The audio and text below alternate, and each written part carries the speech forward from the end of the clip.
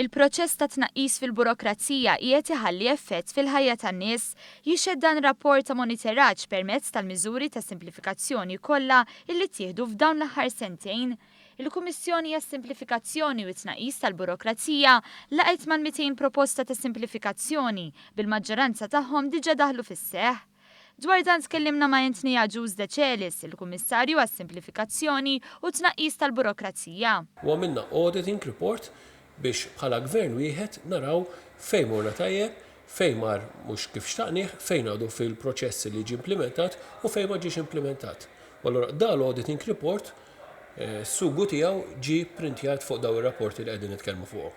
Wara l-Kummissjoni ta' dan ir-rapport kien hemm għadd laqgħat ta' konsultazzjoni ma' kunsilli lokali, iżda mhux biss. F'kull ministeru kellna persuna responsabbli illi tara l-auditing tal-miżuri ta' simplifikazzjoni fil-ministeru tagħha biex aħna mbagħad nikkombinaw ir-rapporti li tawna dawn il-persuni minn kull ministeru segretarju parlamentari biex stajna riġna fl-aħħar mill-aħħar dan ir-rapport. Għalkemm kull miżura hija importanti meta wieħed iħares bir-reqqa lejn ir-rapport u s-servizzi li ġew offruti, jinnota li dawk fil-qasam tas-saħħa spikkaw l-aktar.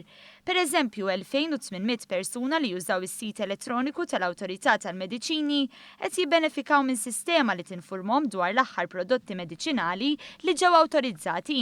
Għamilna wkoll eżerċizzju ieħor biex naraw kemm issimplifikajna il-burokrazija li kien hemm oriġinali u sibna li uħud mill-miżuri issimplifikajnihom b'70%. U allura fejn qabel kont iddum ħafna iktar ħin, iddum iktar biex tistenna. U il-mod kif issimplifikajnihom allura issa ħatifranka l-ħin u dak il-ħin tista' tużah f'affarijiet oħrajn. Fl-aħħar nett staqsejna lil Agius De Celis x'ħajkun il-pass li jmiss.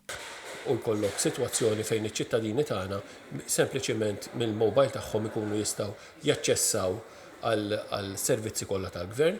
Sewa aħna bħala uffiċċju wkoll mill-ġimgħa d-dieħla ħankunu qegħdin nagħmlu kampanja ta' konsultazzjoni mill-ġdid. Ħanibdew l-istudenti, l-universitarji, imma mbagħad din nixtieqwa li tkompli tiġi spredjata mal-pajjiż kollu.